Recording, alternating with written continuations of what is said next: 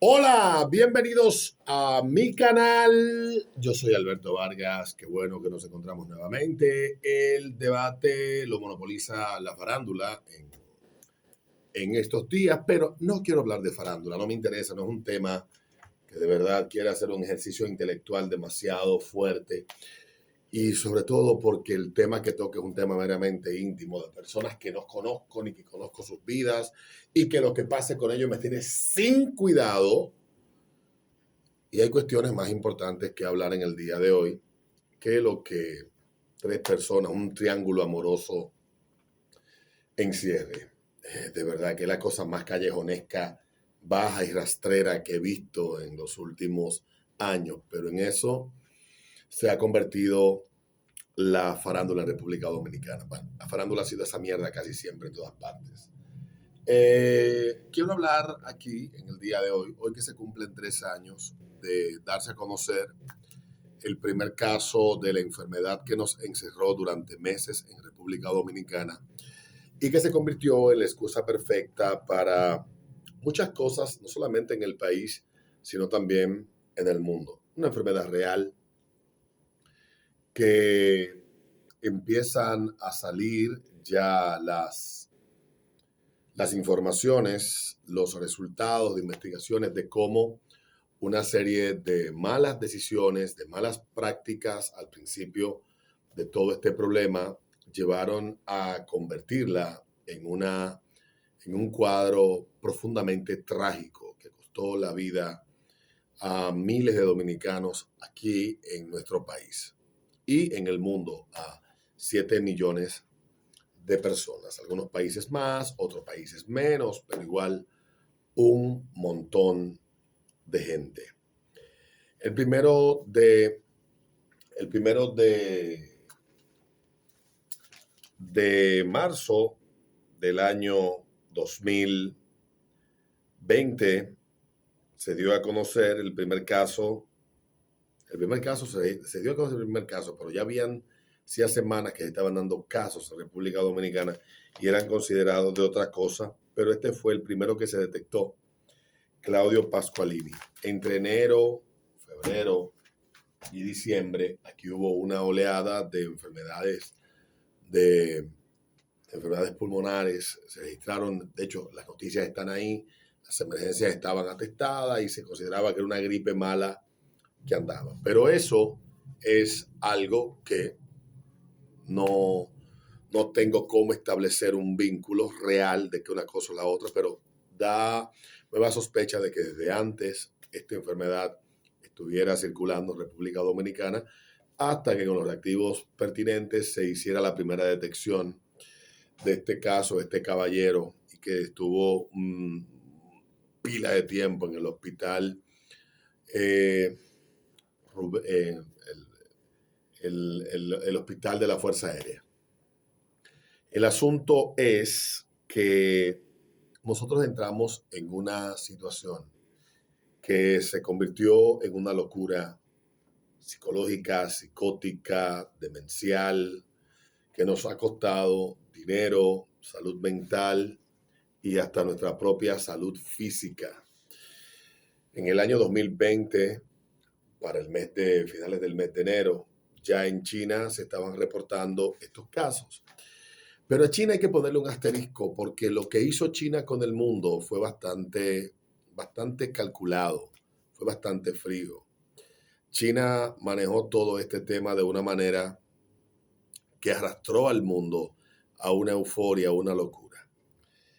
Ya a finales de enero un amigo me comentaba de lo que estaba pasando en China, me mandaba noticias, obviamente todos teníamos conocimiento en parte de lo que estaba pasando en China, el cierre de esta ciudad y luego de la provincia de Hubei, donde, según las mismas noticias, un hombre se comió una sopa de murciélago y contrajo la enfermedad a través de este proceso, al no comerse este murciélago bien cocido, una cosa así. Pero resulta que esta fue una historia bien manufacturada, porque en ese mercado, que es un mercado bastante popular de la ciudad de Wuhan, no venden animales.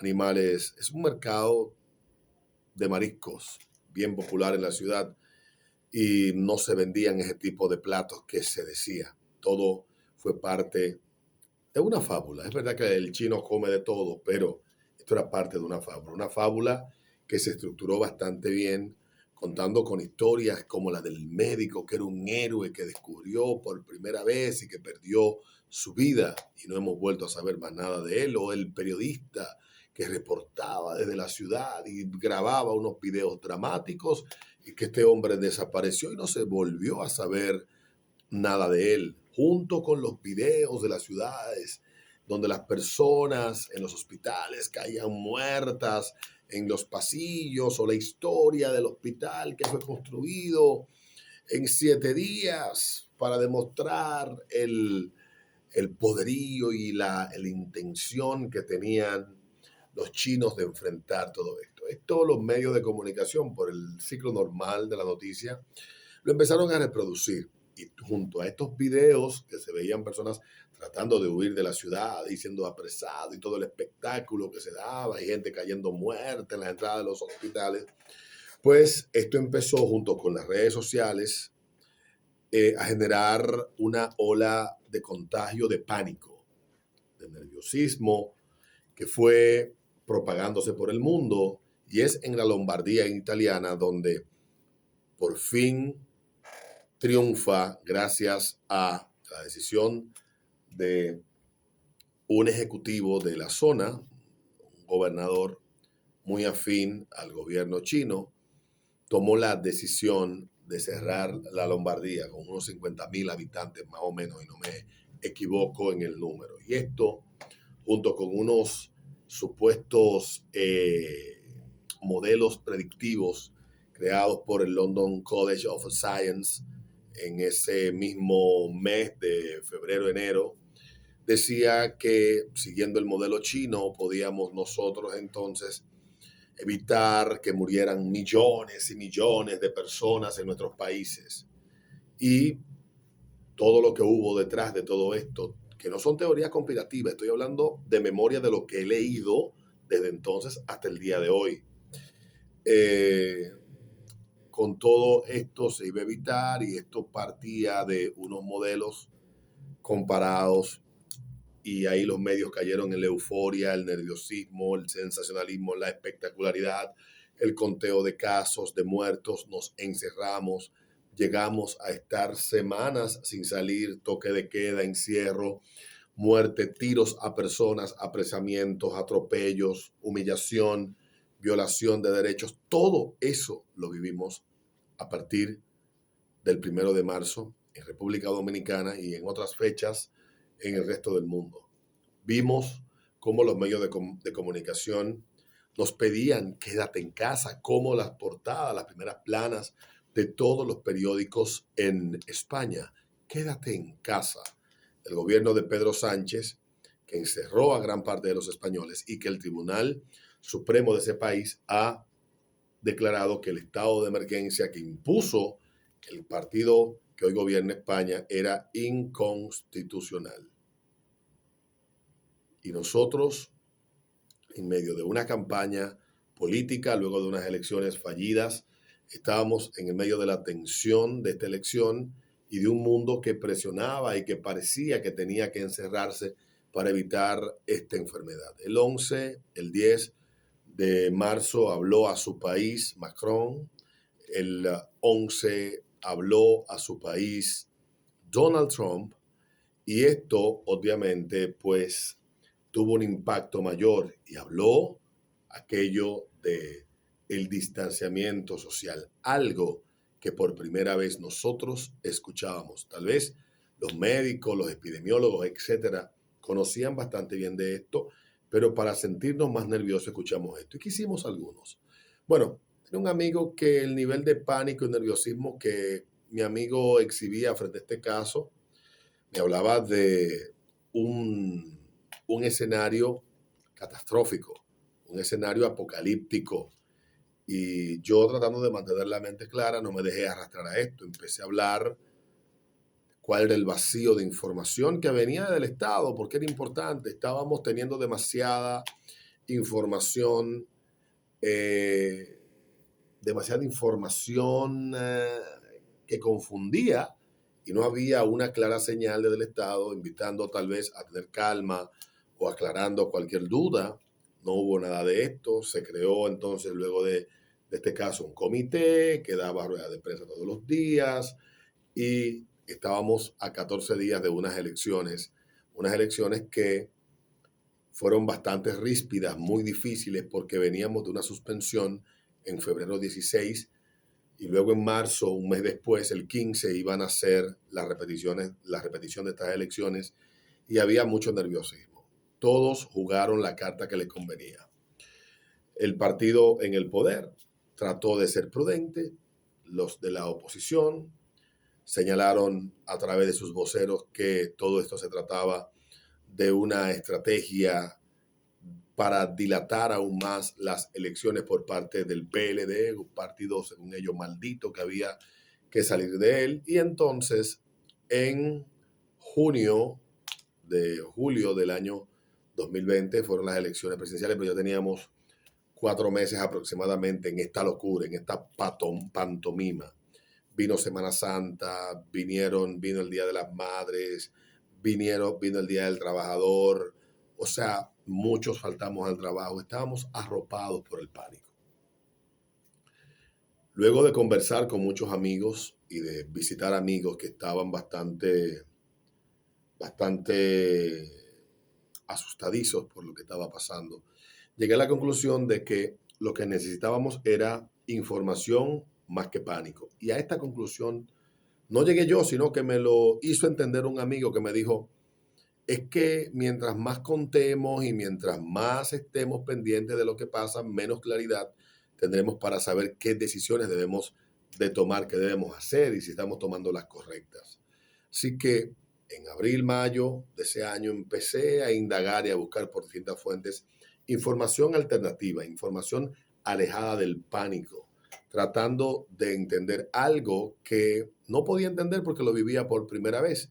Algo similar solamente lo he vivido en el 2009, la reacción con lo que pasó en México y lo que pasó también en Medio Oriente en el año 2002, 2003, por ahí más o menos, también me hacía entender de que esto podía ser muy grave o podía ser menos grave de lo que estábamos pensando y que estábamos sobre reaccionando por la falta de información.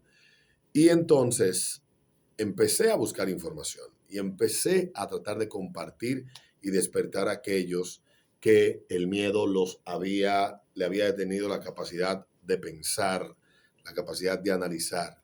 La frustración, obviamente, aplastada la opinión de una sola persona en el medio de un consenso mediático que señalaba que el mundo se iba a acabar y que todo lo que hacíamos nosotros por continuar con nuestras vidas, entendiendo que era ineludible, todos nos contagiamos, después todos colaboramos con lo que venía, era inevitable.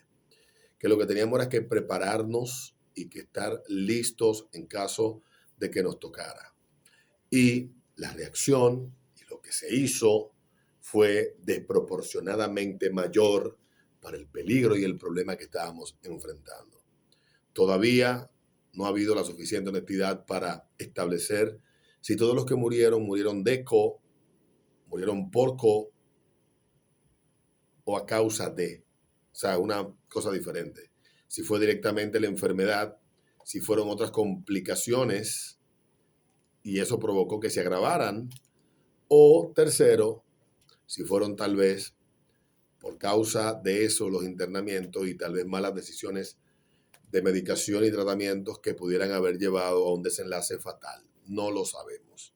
Y posiblemente no lo sepamos en mucho tiempo porque ese trabajo de investigación, tal vez de algún grupo de científicos que busquen establecer dónde estuvieron, como ya se ha ido estableciendo en otros países, los errores que se cometieron alrededor de este espectáculo que nos invitaba a quedarnos en casa, que las televisoras todas al unísono repitieron este mensaje, no porque fuera algo orquestado ni porque fuera un plan macabro, sino porque se entendió que esa era la solución.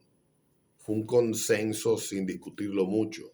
Fue un consenso que básicamente se hizo de un sitio a otro, a otro, a otro, a otro, lo que se entendía que estaba bien y lo que otros estaban haciendo porque se entendió cuáles eran las mejores prácticas. Y 3 años después podemos decir, como dije en diciembre del 2020, nos están obligando a separarnos en Navidad con la supuesta intención de salvar nuestras vidas. Vivir esa hora, el pánico que nos están metiendo, nos va a costar más en salud mental que en salud física, y llegará el momento en el que la verdad se sabrá, y la verdad un día se va a saber a cuentagotas, pero se va a saber. Ayer hablé un poco de esto en mi video. Yo le he hablado a ustedes del libro de Michael P. Singer, que se llama Snake Oil. Es un libro que cuenta cómo todo esto pasó. Y leo un poco del resumen que hay del review de este libro hecho por no, bueno, es el nombre de usuario, pero se llama Eugipius, es un reviewer de libros americano. Dice, nunca me cansaré de escribir que todas las preguntas de cómo los bloqueos se convirtieron en la respuesta predeterminada a la enfermedad es muy difícil. Sin embargo, algunos puntos están claros. Hubo sin duda en las primeras etapas una especie de camarilla de bloqueos, un pequeño grupo de personas en diferentes países que trabajaron para traer un simulacro de respuesta de Hubei primero a Italia y luego a la mayoría del mundo. Una campaña de información insidiosa y coordinada acompañando sus esfuerzos, y esto debería advertirnos contra las suposiciones fáciles de que tenían buenas intenciones. En las redes sociales, un enjambre de cuentas manipuladoras a favor del confinamiento promovían la contención y atacaron a cualquier político prominente que intentara seguir un curso moderado. Michael Singer fue uno de los primeros en señalar que esta campaña se llevó a cabo en parte fuera de China. Su artículo crucial de septiembre de 2020 sobre la promoción de China de bloqueos en las redes sociales para Tablet Magazine le ganó un gran renombre. Tenía más de 100,000 seguidores en Twitter antes de que la plataforma le prohibiera estar en esa cuenta. Él recuperó la cuenta luego de que Elon Musk volvió. Y tiene su Substack que se llama New Normal. Y todo, bueno, pues yo estoy suscrito ya. En su artículo en The Tablet, a lo largo de su tiempo en Twitter y en su nueva encarnación de blogs, Singer ha desarrollado una tesis simple y sencilla que apunta a cortar el nudo gordiano de lo que nos ha sucedido. Él atribuye la responsabilidad de los bloqueos al Partido Comunista Chino y en particular a Xi Jinping en el sentido más estricto. Seguramente tiene razón. Aquí, ninguno de nuestros países se habría bloqueado si China no lo hubiera hecho primero y convencido a la Organización Mundial de la Salud de que la contención masiva era efectiva. La tesis de Singer, sin embargo, es más precisa que eso. Él ve los bloqueos como una manifestación del Fan Con en mandarín para prevenir o controlar un concepto más amplio ideológicamente cargado que se extiende a cosas como el aislamiento o el internamiento de disidentes políticos y la vigilancia masiva. El cierre de la ciudad de Wuhan por parte de Xi, escriben en la página 4, se había inspirado en el híbrido favorito de la política de seguridad y salud pública del PCCH, el Fan Con, la misma política que inspiró la reeducación y la cuarentena de más de 1 millón de musulmanes, uigures y otras minorías infectadas con el extremismo en todo Xinjiang y el Tíbet. Xi Jinping, según cuenta Singer, luego aprovechó las extensas relaciones chinas con actores políticos, académicos y de los medios en todo Occidente para establecer bloqueos como una política global en una de las operaciones psicológicas más audaces en toda la historia registrada. Singer deja el virus en sí mismo a un lado. Para él es un asunto menor en comparación con el gran edificio de la guerra de información del confinamiento. Propone junto a otros teóricos disidentes de que esa enfermedad podría haber estado circulando desde 2018, en cuyo caso es poco probable que la ciudad de Wuhan sea la ciudad del origen. El PCCH podría haber elegido literalmente cualquier ciudad para cerrarla. Hacia abajo los efectos de sus bloqueos de fraude de Xi Jinping, Wuhan, porque allí había un laboratorio. La fuga de laboratorio se convierte así en la tesis sengeriana, sobre todo en una distracción propagandística. De hecho, El laboratorio de Wuhan había jugado un papel clave en los bloqueos, pero no necesariamente como fuente de la enfermedad, que resultó ser bastante común. Más bien, el PCCH había utilizado ese lugar como señuelo para desviar su oposición. Este lugar, en esa ciudad, se había involucrado en una investigación de ganancia de fusión sobre esta enfermedad. Peor aún, ese lugar en esa ciudad tenía poca seguridad para cualquiera que se dedicaba a este tipo de investigaciones durante la investigación. Y termino leyendo que Li Wenlian, oftalmólogo amonestado a principios de enero por difundir rumores en WeChat sobre esta enfermedad relacionada con esta, también es, en opinión de Sanger, una invención de los propagandistas del confinamiento. Curiosamente señala que la primera vez que el mundo escuchó el nombre de este hombre fue el 27 de enero de 2020, cuando el bloqueo de la ciudad de la provincia de Hubei tenía solo 4 días y el internet estaba lleno de misterio, ya que los videos desacreditados de muerte súbita por este virus en la ciudad de Wuhan. Sanger también ve el desarrollo temprano de las pruebas de PCR, esencialmente fraudulento, y el colapso de las infecciones después de febrero de 2020 en Hubei como mentira. China simplemente falsificó sus datos y adoptó discretamente una estrategia de inmunidad colectiva. Mientras lo hacía, sí, le dio al mundo falsos consejos médicos calibrados para aumentar la mortalidad por esa enfermedad. El resultado fue que muchas personalidades de los medios políticos occidentales comenzaron a insistir en la necesidad de los encierros para erradicar esa enfermedad y elogiaron la respuesta china. Muchos de estos personajes tenían vínculos con ese país, una historia de extraña sinofilia pública, o al menos un momento muy curioso en su defensa y declaración pública. Cuando finalmente consiguieron sus bloqueos, estos no funcionaron, lo cual no fue sorprendente dado los orígenes científicos evidentemente fraudulentos de tales investigaciones. El encierro nunca se trató de la enfermedad, se trataba de enviar un mensaje que despojada de todo disfraz la ilusión de virtud, competencia y compromiso con los derechos humanos entre la clase política occidental. No era más que conformidad con normas en instituciones fácilmente subvertibles transmitidas por generaciones anteriores. Dado que la propaganda igualitaria original del comunismo ya no engañó a la mayoría de la gente, el sistema tuvo que ser reiniciado con una nueva mentira que justificaría la suspensión indefinida del Estado de Derecho si lo había encontrado en forma de una enfermedad.